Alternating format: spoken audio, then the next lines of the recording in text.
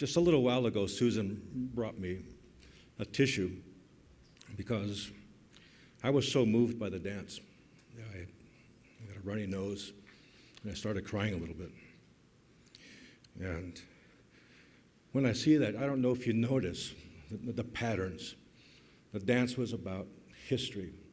We talk about performance, right? Performance, things like that, and a performing dance, that's what it was. It was about history. The designs, the symbols on the clothing was rain, about hope, things that were inspiring to people in the past and still are now. And the beat, right? We always got to keep the beat and protect that beat. And the things that were in fours, right? Those fours, those auspicious fours, the importance of four.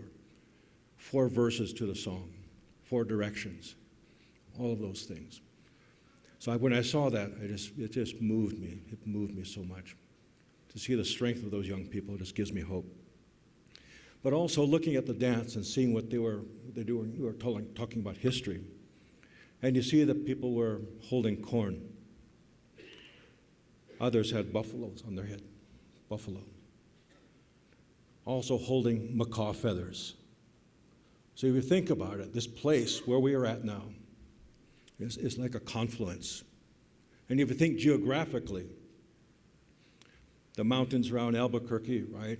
And then if you're going up to Santa Fe, right, there's these 2 mountain ranges, and then there's this opening between Albuquerque, the Sangre de Cristo, no, that's the Sandia Mountains, and then around Santa Fe, the Sangre de Cristo Mountains, and this open space, this gap.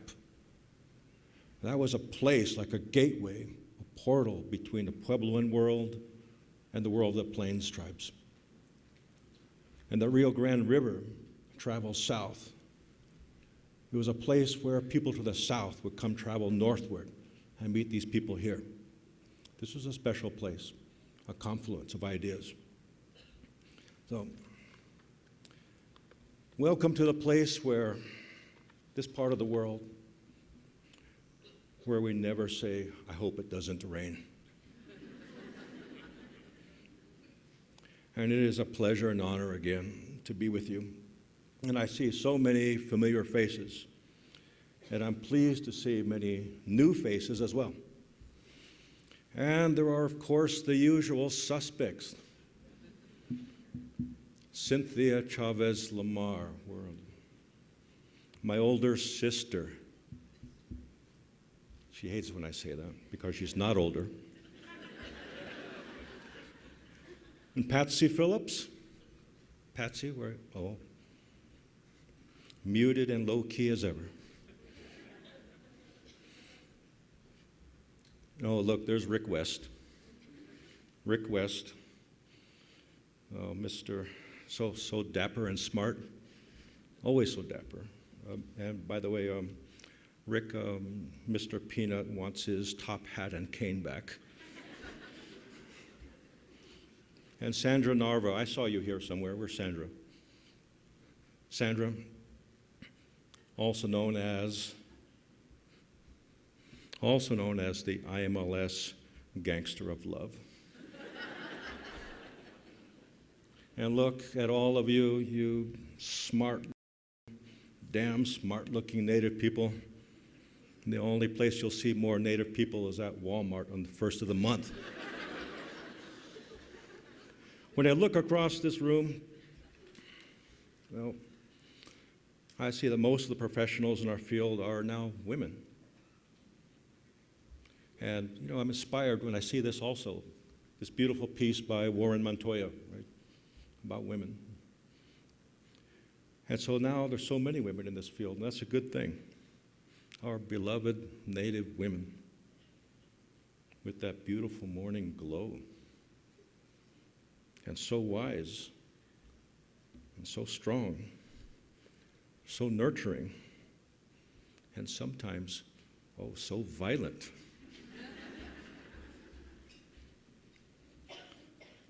Okay, so you know I'm joking, right? But in these challenging times, this is about the challenging times and sustaining our cultures. And it is often with this kind of unruly humor that saves us. and we have seen challenging times before. Our ancestors certainly did. Actually, it was not so long ago, when I was maybe 4 or 5 years old, I held the hand of my mother, and I watched a tear fall from her cheek, and it landed on my hand. And it was a tear of hesitancy and worry, because she was confronted with a sign, a public restroom sign that said, "Whites only." Well, winding things back about 500 years, the Spanish conquistadors arrived to this area, to this part of the world, and seeking silver and gold, intent to plant their flag for Spain and to spread their brand of Catholicism. And our people still yet endured, albeit under tremendous difficulty, but they sustained. As a result of the Pueblo Revolt of 1680, they showed us that they were native strong. After so many campaigns in the 1700s, the 1800s, and yes, still in the 1900s, to rid this land of native peoples, our ancestors won and lost some battles, and yet they showed that they were also still native strong. Now, let me tell you about my grandmother. Aside from my mother, she had the most profound influence in my life. My grandma Daisy, Navisaya,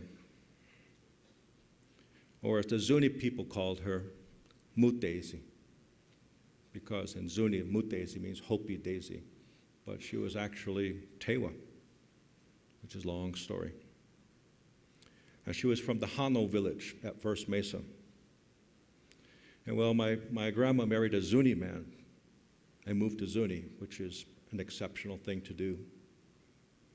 And she settled in Zuni, and she grew corn and other crops. She raised chickens, she fed her pigs, she made pottery, and she was always stirring something in her skillet. So back when I was a child, I remember my cousins and I used to play games, all kinds of games. And I remember once we were playing, I think it was checkers. And we were playing this game, not really even knowing how to play checkers, but we moved these things around anyway. And we would play these games, and sometimes one of us would call out and say, "King me." And my grandma would turn around, still stirring her skillet. And she'd turn around and say, "Oh, the King of England is nice." And we'd say, "Oh, okay, Grandma. All right." And then, some years later, I think we were playing some other game, maybe some with cards. Again, we didn't know how to play cards. We just had some cards and just playing with them, pretending like we were kind of tycoons or something. And we'd throw down a card, or somebody would throw down a card, and they'd say, "Queen." My grandma then, again, always stirring something in her skillet, she'd turn around and she'd say, "Oh, the Queen of Spain is so pretty." Okay, Grandma. Feed your chickens, make your pottery, go feed your pigs. And one day, this white lady came to the house, knocking on the door, on the screen door. And all us kids went scrambling around, like, "Oh shit, there's a white lady outside." Like, who would come to our house, "There's a white lady outside, there's a white lady outside." Oh shit. We were running around, hiding. Somebody do something. So one of my aunts came, went to the door. And kind of like, what do you want? You know, are you collecting something? Repo, or what's up? And so this lady said, I'm writing a children's book about Daisy. And my aunt said, why? Thinking like we all did. Well, she grows her corn, she feeds her pigs, she feeds her chickens, makes her pottery. Why? Why do you even know who she is? And she said, well, I have some old photos. Some old photos that she had found in an archive. And she says, I want to show them to Daisy. And my aunt kind of opened that screen door and shooed away some flies so they wouldn't come in. Okay. So this lady sat down. She had a big binder with her. This big binder. And then we all kind of came out from our hiding places. We gathered around. We called Grandma. Grandma, come sit down. And so this lady then began to unravel this story. So way back, when my grandma was a young teen at First Mesa, this was in the early 1900s. Her father was actually part of some of the, an expedition of an archaeological dig, providing some kind of support. I don't know what. But there was a woman there that was sponsoring this dig. And back in those days, it was either a university or somebody with wealth that was sponsoring these sort of expeditions. Well, this woman's name was Anita Baldwin, an heir to Lucky Baldwin. I think he had mining and railroads or something like that. But this woman, Anita Baldwin, was involved in this archaeological dig out of First Mesa. And my grandma, as a young teen, was losing her vision. She was going blind. And so her father took her to the tent of Anita Baldwin. I can imagine these people in there with pith helmets, you know. And her father said, she's going blind, she's losing her sight. Is there something that you might be able to do? And so Anita Baldwin said, let's bring her to California and see what can be done. And she was, before she knew it, she was put on a wagon that went somewhere to Winslow or Flagstaff, and from there on a train to the Los Angeles area. And then this is where this woman opened this binder and said, here's a photo of Daisy standing in front of this house, this mansion. You know how rich people name their homes like Falling Water or Taliesin West or something like that? Well, here's Daisy standing in front of whatever the name of that house, mansion is. In the background was a fountain and this big, huge mansion. And she was dressed like in a flapper outfit, holding a violin. And of course, the rest of us looked at it like, what the hell? And my grandma looked at it and said, oh yeah, I remember that. And we were just like flipping out. I'm like, what? You gotta be kidding me. And then she opened this binder up, and again, all this important archival material. And there was an image of a pot that she had made, and which is now in someone's collection. And here she was with Anita Baldwin in a sailing ship, one of those big steamships, like, I don't know, the Queen Mary or something like that. And we said, no way, no way. And then she turned the page, and there was another picture of Daisy wearing a white smock, wearing some goggles, and she was chiseling a big slab of marble. And so this woman said, oh yeah, Anita Baldwin enrolled Daisy in the École des Beaux-Arts in Paris. And we were, whoa. Grandma? And Grandma she said, I got to go stir my chili. So she got up and she was stirring her chili, put a little more wood in her cook stove. She was stirring her chili and squash. And she said, oh yeah, I gave that one to the King of Malaysia. And I said, no, wait a minute, are we all dreaming? Somebody pinch us.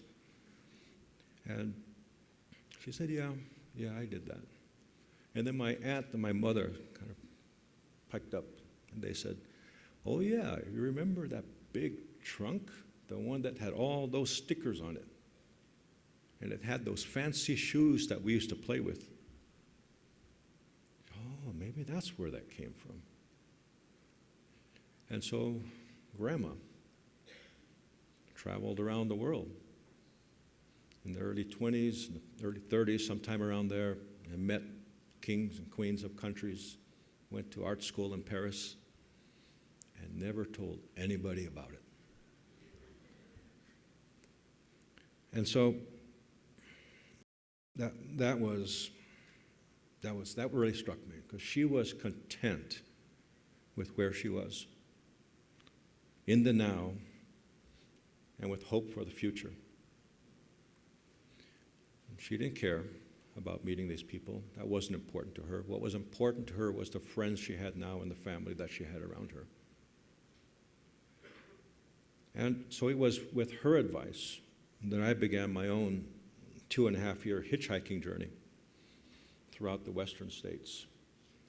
She was my inspiration, and she was native strong. In spite of all those things, all those places she'd been, she was deep native. And so with this assembly of bright, motivated people in this room, I see that we are not acquiescing to challenges. We are building our capacity to overcome them. When it comes to our collective vision, I believe in a theory of change based in 2 major assumptions. One, that Native peoples are capable of accomplishing sophisticated, positive change to sustain our cultures.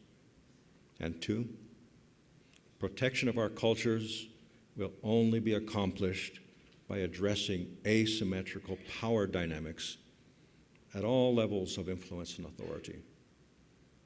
This will make us native strong. For my friends, we are here this week to learn to be more effective and efficient. Effective and efficient. Ways to sustain our cultures. We are not satisfied with, if it's not broken, don't fix it. We're not satisfied with that.